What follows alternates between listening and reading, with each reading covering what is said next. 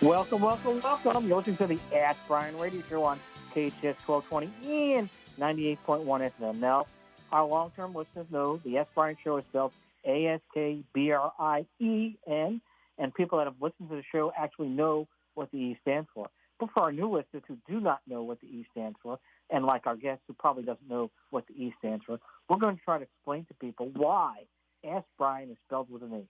Because we all know when we were kids, everybody growing up, if their name was Brien, it was B-R-I-A-N or B-R-Y-N. But nobody spelled the name B-R-I-E-N except for the couple down the street, which was called the O'Briens from Ireland. But most people spell Brien, I-A-N or Y-A-N, not with an E. So because of that, we have an E expert, okay? Matt is an E expert. That takes a lot of training to do that, but he is an E expert, and he's going to explain to us some of the reasons why Ask Brien is spelled with an E, other than the fact that we can't spell. So go ahead, Matt. Give us one reason. Peter, thank you for that introduction. I don't believe I can actually consider myself an E. I really don't believe I could be considered an E expert. And, there are many reasons why we call this. There's an E in Jets and Mets, There is. We can't talk about the Jets today, though. They lost this weekend, unfortunately. But, there's many reasons why we do spell it with an E, Ask Brien. E stands for quite a few things, but like I said, I can't consider myself an E expert because in order to become an expert in your field, you need 10,000 hours of experience in the industry, which, quite frankly, I don't have it under my belt at this point. Well, how would you get 10,000 hours? We could break it down. That number? We go by a year-by-year basis, right? So 52 weeks in a year here on Earth. We'll call 2 weeks for rest and relaxation. Earth, because we know that in Venus, it's a shorter year, so go ahead. Exactly, right. And Mercury is no longer in retrograde, so that's the good news. Things should be evening out. But longer time, but go ahead. Right, your home planet. But there's 40 hours in a working week, so you make 50 weeks, 40 hours working. 40 times 50 is 2,000. So by my math, and I'm no mathematician, it is 5 years by 2,000 equals 10,000 hours. It takes about 5 years, although we've agreed here over the last few weeks that no entrepreneur is solely working 40 hours a week. It's usually more like 80. That would be like a side hustle or a part-time job after you're working, 60 hours a week in your regular job. Maybe you could do it that way. Yeah.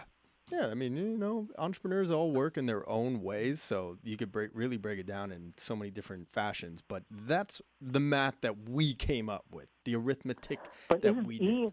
One of the reasons in E is that you are an entrepreneur. I mean, isn't that one of the E's? Many of use it together. Our guests are entrepreneurs, and our listeners are entrepreneurs because most of them are trying to learn about business. I think that's our most important E, actually. That's our most important E, entrepreneur. We're not going there yet. We're not even there. We're not even close yet. What? I didn't say anything. That was just odd. Yeah, you and Olivia Newton-John. I don't know what the deal is. Traci, you're overstepping. Or something with Olivia? I'm the supposed E expert here, right? Right. Supposed. Okay. No. One of the other reasons E is for education, because we try to educate said listeners each week about business. Well, and that's very important. I mean, that is really the reason why we have the Ask Brien show. Our goal really is to educate. Forgetting about all the other E's that we have, and they're all very important. I know certain E's are more important to other people, but without a doubt, E is it. E is for education. We do want to educate people, and if you can learn something from each show besides what the E's and Ask Brien stand for, then we've accomplished our goal. There you go. So that is a big E. Well, I got another one for you here, Peter. E is for experience, because experience counts. Well, it certainly does, because if you've done something many, many times before, you probably have gone through all the good parts, bad parts, and can figure out what the problem is by having lots and lots of experience. Exactly. Like you're gaining on this show.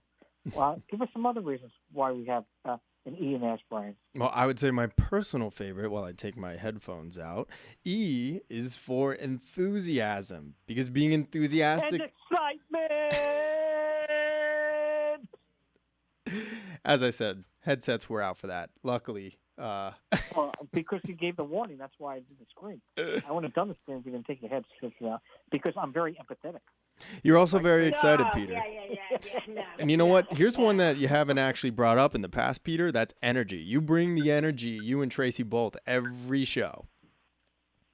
Well, thank you. Aww. And remember, we bring the E also positive equals energy. MC squared. I bring the positive energy. And Traci, let me cue you up. What's your favorite E? Wait. We have to go with grease lightning first. What is grease lightning? Grease lightning and RFP, Olivia Newton-John, leads me to my most favorite E, which is electrifying. Woo! Wow, Woo! that's a lot of E's. Now our guest is probably saying. Today. Our guest is probably saying, "Am I being interviewed, or am I just listening to the Peter and Traci talk about E's? I mean, am I ever going to get on the show? I mean, I'm going to have to speak to Heather and a couple other people because I'm not sure what's going on." So, without any further ado, and why do I like that word, Matt? Ado is your favorite word, Peter, because it has one consonant and the rest of the letters are vowels. Absolutely correct. Thanks a lot, Matt. I'm really glad we have you on our show. But without any further ado, no joking aside, we have to bring on our guest. Logan, are you still there? I'm here. I've been trying to think of all the E words, and I'm like, man, these people have an engine because they just keep going. But I'm here and I'm ready to rock. Well, we brought you on the show because of your edge, which is another E. We wanted that. Oh, that's excellent. I appreciate that. Good one. So, Logan, some people don't know who you are. So, first of all, let's get a quick background. You have a company now. What is the name of that company? CGN or something? Yes, that's the acronym. So our company, or my company, is Contractor Growth Network, and we are a marketing agency specifically for the residential construction space. So how is that different than Angie's List? Ooh, great question. So the way that I ask the hard questions like 60 minutes. Go ahead. I know, you're like softballing them. So the way that it works is we are focused on helping these contractors build their own brand. Angie is great. Angie, HomeAdvisor. It's great if you just want quick leads in the door and the homeowner can go on there and check it out. What we are focused on is build your own brand, do your own thing, because at some point, if you ever want to get away from Angie or HomeAdvisor and you stop paying them, a lot of that brand equity that you built up goes away with it also. So we're firm believers of, if you're going to build the brand, build it on your own real estate and not on somebody else's. So explain a little bit how your platform works and actually how long has it been in business? How long has it been in business on this contract? Yep. So I started 5 years ago, kind of on accident. I was working full time. I was doing inside sales actually out in San Francisco, and nights and weekends I was doing marketing for my dad's pond and water feature company, just trying to help him get the phone to ring. And it started to work really well to the point that his friends who were also contractors started to reach out and ask if I could do the same thing for them. And what it really comes down to and what we're really good at is our core four. The first thing is just the basic strategy. Where are you now and where do you want to get to? From there, 9 times out of 10, the issue is that the website that the contractor has doesn't actually represent their brand that well. We'll ask them, why do people hire you? Why do you get referred out? And they'll tell us, it's because of these three reasons. But then when we actually look at that website, which is where, people are going to make their final decision, none of those 3 reasons are up there. So we have to reformat the website in a way that guides the prospect, through the right touch points, all the way through that funnel to the lead.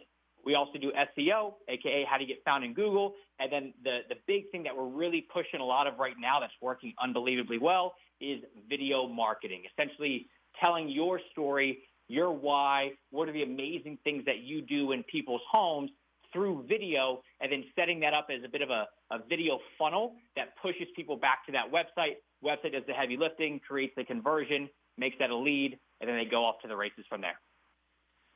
Well, I want to get into all those things that we just discussed, but I really want to know a little bit about your background. Before you started this company, you said inside sales. Have you been in sales most of your career? What other areas have you been in? Actually, no. So I'm 31. I grew up in Maryland and went to college on a athletic scholarship. I was a springboard and platform diver, actually. So kind of a unique sport, but went to school for that. And then when I came out of school, I didn't know what I wanted to do. I actually have an engineering degree, not because I wanted to do it, but simply I just figured if I'm going to do something in school, let me just pick a hard major. And then when I got out, I actually went into the Navy. I went through a training program in the Navy. I didn't make it through, and because of a whole reduction in force thing, I essentially got out after a year. So at that point, I'm like scrambling, what do I do with my life? That's when I said, all right, I know I want to, own a business at some point in life. I kind of grew up with watching my dad do it and kind of had that indoctrinated in me, and then figured, well, before I go and do that, let me learn sales. So then that's when I went up to San Francisco, did Indeed.com. I was there for about 10, 11 months. And then at that point said, all right, you know what? I got these people calling me up. Let me go all in on myself. And then that's when I started the marketing thing. So I would say for my professional career, at this point, I guess I've been graduated, 10 years now. Half of that has been owning this company, and the other half has been kind of a smorgasbord of different jobs, if you will. Yeah, are you you're the founder? Are there any other founders in the company? Just me. And how many contractors do you have on your platform, or that you're working with? Between 350 and 400 is how many contractors that we've built websites for and done SEO for. So so that's what you do for the contractor. You build them a website. You do the SEO. Do you do anything like PPC or social media marketing or any of that? So we used to, because of the niches that we work with. So it's typically going to be a longer sales cycle contractor. So remodeling, for example, like nobody wakes up, no homeowner wakes up and says, you know what, I've got an emergency situation. I have to remodel my home right now. So all of the marketing that we do is really more focused on long-term prospect nurturing and education and things like that. And then that brings them, gets them more educated. And by the time that the prospect is, ready to move forward, they've been so educated by our client that the only choice of contractor to go with is the client that we work with. So we used to do PPC. We used to actually do social media for people, but we've really dove into the things that, A, we're really good at, and B, it serves our clients the best and they get a better ROI on everything. So we used to do it, but we've now even pulled back and gone even more narrow on what we offer. You mentioned the word funnel, and not everybody understands what the word funnel is other than when they're cooking, right? And so Yep. Most of the people that I know, they're using like ClickFunnels or something along those lines. And the typical standard is you start out with a lead magnet, you send out, you try to get them on your email list, from the lead bag, then you go through a process of nurturing them to try to get them in. Is that what you're referring to in a funnel, or is there something different? So it's the same overall concept, right? You bring somebody into your world that didn't really know who you were, and you give something up, just for their attention. And then little by little, as time goes on, you do nurture them. We do it differently, so we don't use ClickFunnels for clients. Like we use it for our own stuff if we're running certain campaigns. But what we do is it's more of a conceptual funnel. So it's more of like there's like really three parts of the funnel. The top part is get attention, right? If people don't even know that you exist, there's no way that they're ever going to be able to hire you. Then from there, the next piece of the funnel is now you got to try to convert the person into understanding that they want your service, not your service from you, but they want your service in general. And then the last bit of the funnel before the conversion happens is now they say, okay, I want this service, and the only company that is the right one for me is this one right here. So when we do the funnel, it's really more if you go to the top of the funnel, which is the get attention, we'll consult with people and say, hey, look, this is what you need to be doing from an SEO, a video, a social media standpoint to bring somebody in your world that has no idea that you exist. Then from there, these are the things that need to happen to get somebody excited about remodeling their kitchen, updating their patio. So now they're really bought into the service. And then the last bit is these are the things that need to happen to, get them to show that you are a credible, legit, you're worth the money type of company. And then once those 3 conversions happen in that order, that's when the lead happens. That's when you can really go down the whole now sales funnel from there. So let's go back to the contractors that you're representing that are coming into you. I imagine one of the first things you do is either build a website or review or revise the website they have. But how do you differentiate yourself, and how do you not have a conflict? Like let's say there are 9 plumbers in a small town. I mean, Can you do that, or do you have to be more exclusive and say, well, there's 9 plumbers in the town, I can work with 2 or 3 because if I start working with all 9, and not everyone can be number 1. Great question. So if we're doing so the way that we'll build this is if we're doing a website for somebody, we can do a website like multiple contractors in the same area. That's fine. We have to build them in ways that they look different, so it doesn't look like a cookie cutter. This contractor looks the same as this another person 10 miles up the road.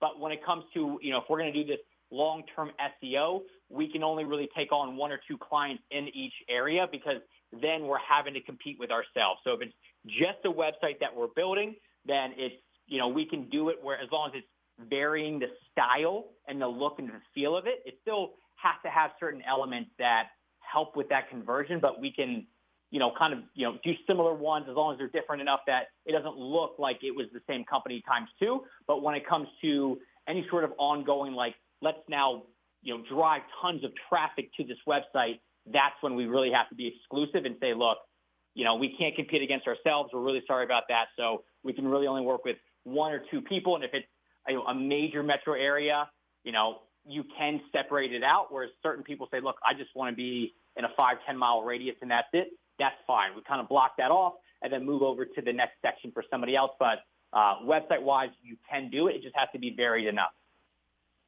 And so do you have an internal team that builds your websites, or do you just connect people to some vendors that you have on the websites?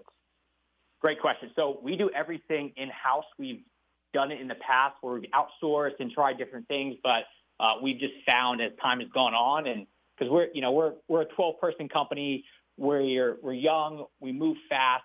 It's way easier to make everything work effectively and efficiently, and if we're going to change stuff, it's so much easier to do it all in-house. So everybody that we have on staff is completely in-house.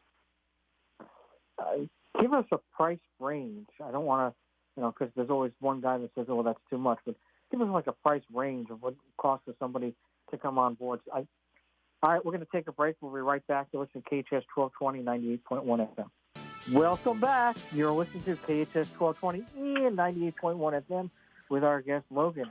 And before we had to get off there rather quickly, we had asked him the question. The question was about pricing. This all sounds great, and I'm a little gardener or have a little, I don't make $1 million a year, so I want to use your services. What's the price point that we have to get in? So we are very open about pricing the same way that we feel that contractors should be as well. It's kind of like when CarMax came around and they changed how people buy used cars, where they made everything very transparent. Now the rest of the market's kind of catching up. So our website, they start around $13,000 and they go up to about $25,000. So you're not talking about chump change here. So we typically don't really work with the I'm a little gardener type people. It's more the people that are, they've been around for some time, 3, 4, 5 years, usually at the minimum. And they're typically going to be doing, if you want to talk about revenue, $500,000 on the minimum to really make this make sense for them.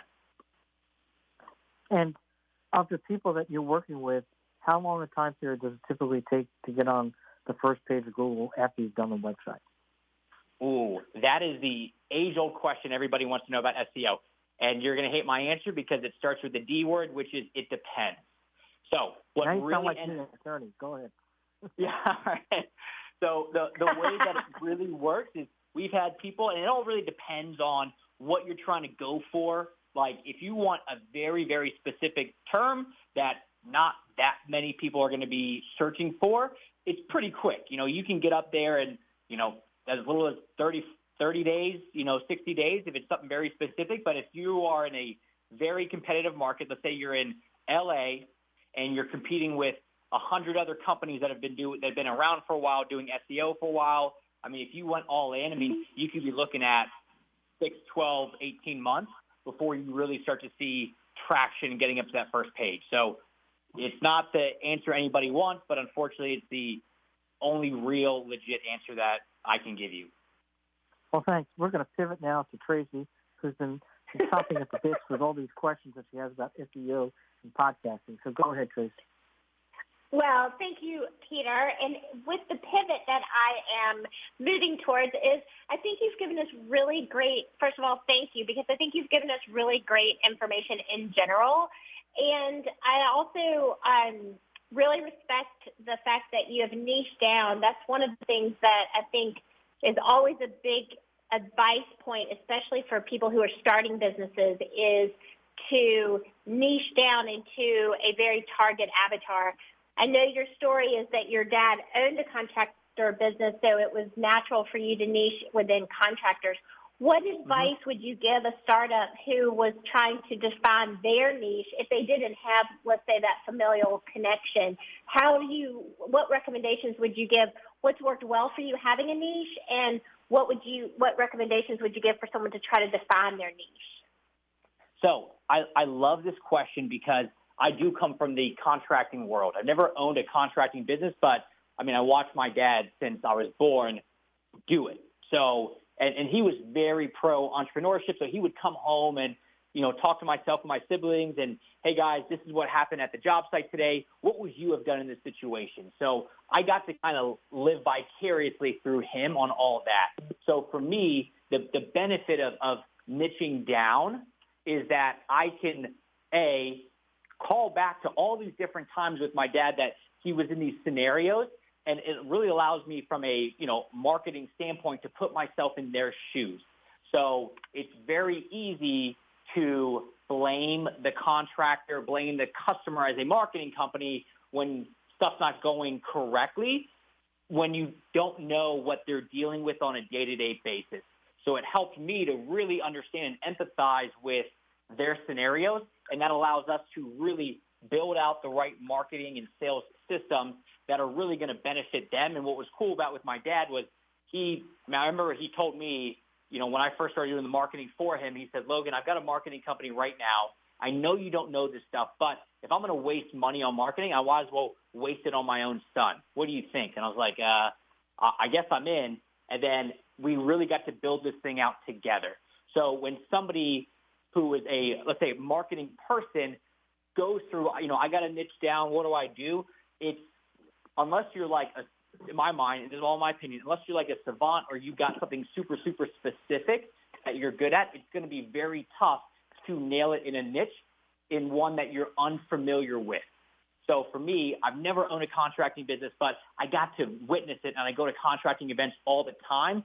I get to understand what they go through, but if you ask me to do the same marketing for dental, practices, a lot of it's the same, but I'm not going to be nearly as effective or as impactful because I've never been around, a dentist my whole life.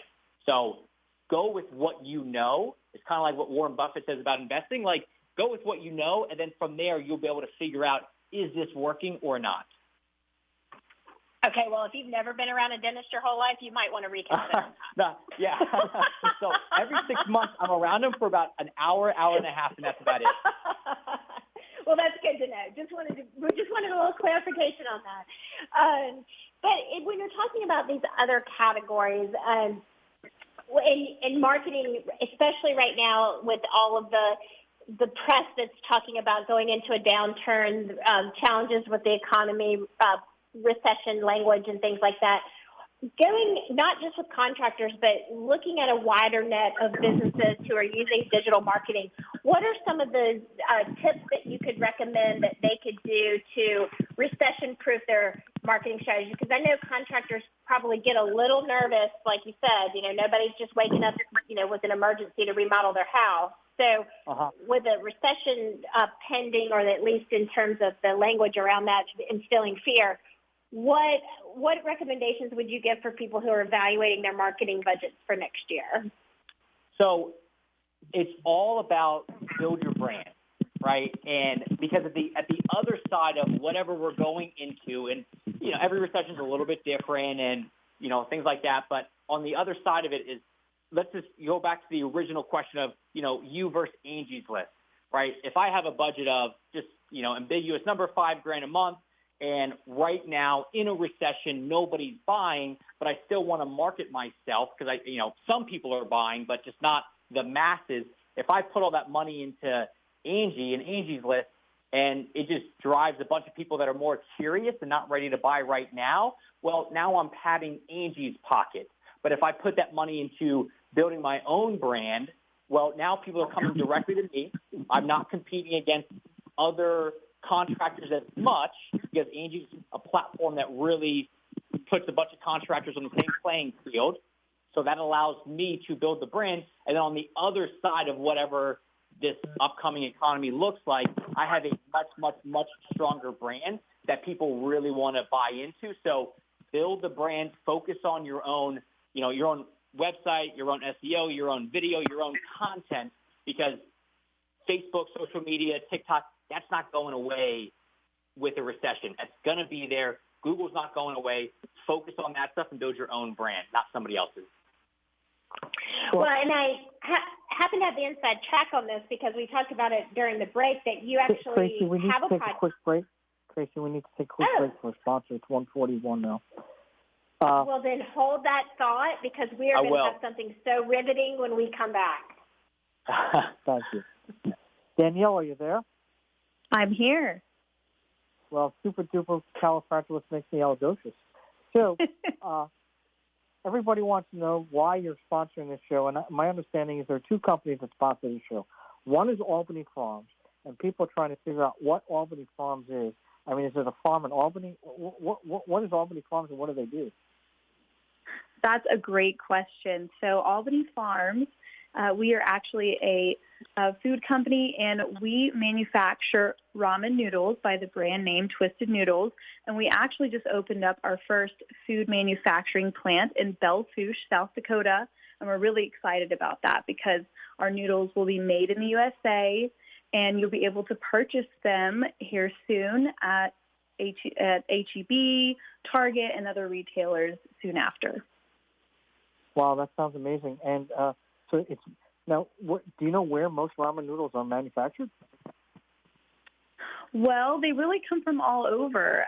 There are some in the U.S., but very few. And then you'll find many that come from Japan or South Korea or China. But we're really proud that they're made in the USA. And, we're going to make really delicious ramen noodles that you'll be able to find soon. Well, we appreciate your sponsorship. Now, the next one is legal steps. And everybody says to me, what are you talking about, legal steps? Again, it looks like the steps to the courthouse. You'll make sure you pick to the Supreme Court and you're walking up the steps. What is legal steps and what do they do? Absolutely. So legal steps spelt with a Z. And the reason for that is because they can help you with everything you would need to know on starting a business from A all the way to Z. So if you're trying to determine your business structure, creating market strategy, a logo, anything that you would need to start a business, legal steps can help point you in the right direction. Well, that sounds great. We're very proud to have both of you as sponsors, and we really appreciate your time. Thanks a lot, Danielle. Till next week. Have a great week. All right. We're going to get right back to our show. Tracy, sorry to interrupt you, so go ahead and ask the question again.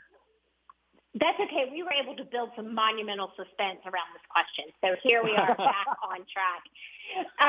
And the question is, I happen to know over the inside track, because we spoke about this on the break, that you have a podcast that you've been podcasting for over 5 years, which in podcasting years is about 100.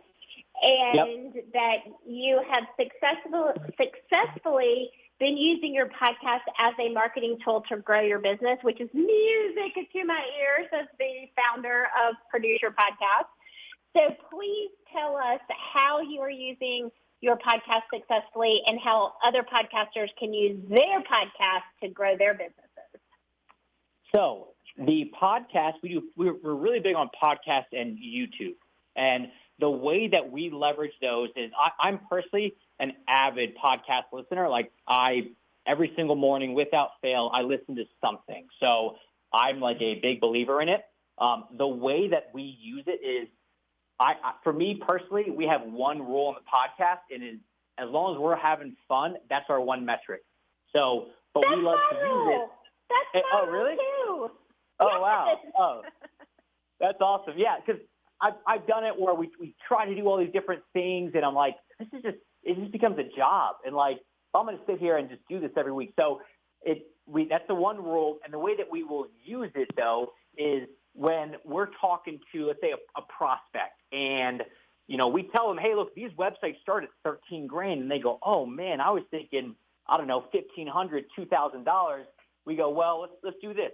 We need to nurture you somehow, so let's send you over some podcasts that really highlight our thought model and how this stuff works. So we really use it a lot to nurture prospects along and educate them. Going back to that, what does E stand for in Brien?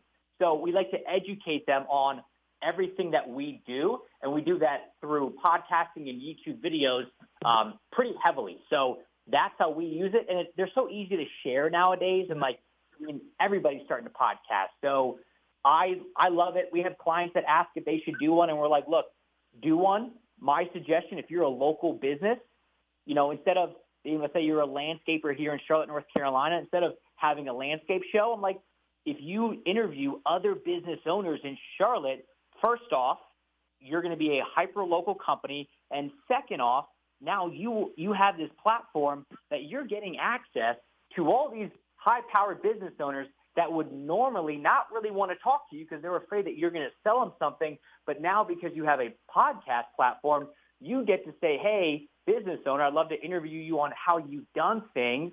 And that makes a connection between you and them. And that's how you can really get known in the area. So I'm a big podcast advocate, whether you have a national brand or a very, hyper-local brand. Well, I couldn't have said it better myself. And I think, one of the things that I also want to point out that you said is talking about guesting on other podcasts as a growth strategy. So you mentioned it in the way of recommending that your clients host a podcast and have guests on their podcast.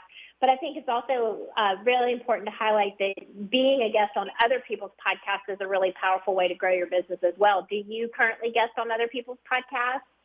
I do. The same way that I'm on y'all's radio show right now, the more that I can get on other people that, let's say they have my audience, right? There's a lot of coaches and sales trainers in the contracting space. The more that I can get on their podcast and talk about, hey, you're teaching people how to sell this way. Well, before they can sell something, you've got to get the leads in the door. This is how you get the leads in the door. Essentially, it's all about who else is in front of my audience, and then how do I use their platform to get in front of that audience, and vice versa, where if somebody else has my audience, and maybe they're much bigger than I am, what we'll do is invite them onto our podcast and then make some really good, videos off of the podcast, send them the actual raw file of the podcast and say, here's this if, in quotes, if you want to promote this to your audience. And then, of course, they're going to promote it to their audience because we just interviewed them about how great they are, and they get to now say, hey, I was on CGN's podcast, check it out, and now their audience is introduced to us. So it's a roundabout way of using their authority to get in front of their audience as well. Well, I think we have to take a break. So we're going to be right back to listen to KHTS 1220, 98.1 FM. Welcome back. You're listening to the Ask Brien radio show on KHTS 1220 and 98.1 FM with a conclusion. That's right. I'm very, very sad. We only have about 6 minutes left, but it is going to get time to end the show until next week. But we have a lot of stuff going on. And Traci, did you have that question or you want me to ask, or what do you want to do? No, I want to use these 6 minutes and just pack as much in as possible. And one of the things that I think everybody really wants to understand right now is how to effectively use video in their marketing, and how does SEO play a role in that as well? So the way really to look at video is you've got, going back to that funnel, how do you get people that have no idea who you are and get attention on you? And right now, what's working really well going to social media is you've got Instagram and Facebook Reels, YouTube Shorts, TikTok videos. These are all like the really quick, 60 to 90-second videos that are fun, engaging, entertaining, that people love to swipe all day long. That's initially how you introduce people over to you. So that's the attention piece. And then from there, that's when you can go down the whole pathway of, let's say for our clients, the contractor, it's creating like a little mini HGTV show showing somebody, hey, this is a kitchen project that we just did. Let me tell you about the homeowners, why they did it, what we did here. Here's how they get to enjoy it. So it's really getting people bought into your world. Now, when it comes to YouTube, which is, again, video, but a very different platform than, let's say, TikTok, YouTube is really meant more for, yes, there's entertainment, but it's such a big education platform now that everybody goes to YouTube of, how to, you guys don't have this in LA, but how to winterize my sprinkler system, right? So now they can go on there, and when they type that in, YouTube's a little bit different where a lot of it is really focused on just user engagement, right? If somebody watches your video, let's say it's a 10-minute video, and they get through, 30 seconds of it and go, this is not a good video, I'm going to leave, and that happens over and over and over, well, YouTube's going to look at that and go, this must not be a very good video. Let's not really show it that high. But if you have a video that is 10 minutes and the average watch time is 5 minutes, which, that's a good amount, and then from there, people like to watch other videos on YouTube. Well, now YouTube's going, you know what? We want to keep people on the platform because then we make money because they see ads. So this must be a really good video that people are watching because then they're watching other videos on our platform. Let's show this near the top of YouTube. So when it comes to video, the easiest way to get found is make good content. Don't try to game it. Don't try to figure out, well, what is YouTube looking for right now? Just make a good quality video that if you were to show it to a family friend that maybe isn't as knowledgeable in what you're talking about, if they like the video, that's a good first step to knowing, all right, I'm on the right path. Well, I noticed based on your website that you were recognized as one of the Inc. 5000. Congratulations for that. Thank you very much. That's an amazing accomplishment. What is one of the things that you, I know a lot of businesses aspire for that recognition. What is one of the things that you attribute to being able to receive that status? So it's the niching down. It's the ability to get really deep into, we have like a one vertical, which is contracting, one horizontal, which is more inbound marketing. So it allows us to become the expert. It's like this, kind of an odd tangent, but my mom, she broke her wrist last week and she has to go get it fixed. And she was telling me last night that, depending on which bone it is, that's which doctor she has to go to. And it's like that specific of a expertise. And that for us has worked very well. So that's amazing. Well, I know there are a lot of people who are going to want to get in touch with you after listening to this episode. What is the best way that people can get in touch with you? So if you head over to our website, which is just our company name, contractorgrowthnetwork.com, that's the best place to go there, learn more about us. We got educational blogs, things like that. And then we also have under the same name a YouTube channel, and our podcast is just Contractor Growth Podcast. But go to the website, go from there. That's a good start. That's amazing. Well, speaking of podcasts, we hope everyone will go to their favorite listening platform, not only and listen to the Contractor Growth Podcast, but also the Ask Brien podcast. So wherever you listen to your favorite podcast, make sure you download and follow the Ask Brien podcast. That's AskBrien. And you can listen to this episode as well as all of our previous archived episodes and grow your business. So, Peter, what else do you got? Well, we don't have enough time, so I don't know how we can do it, but how do you do SEO work for video? Because typically that I see it, it's usually in writing. We only have about to 158.5, so we have a very short time. So in 30 seconds, the way to do YouTube SEO is first, again, we're going back to like how YouTube as a platform works, and there's not enough time to talk about that, but when you talk about the certain things that you're talking about, well, YouTube transcribes that for you.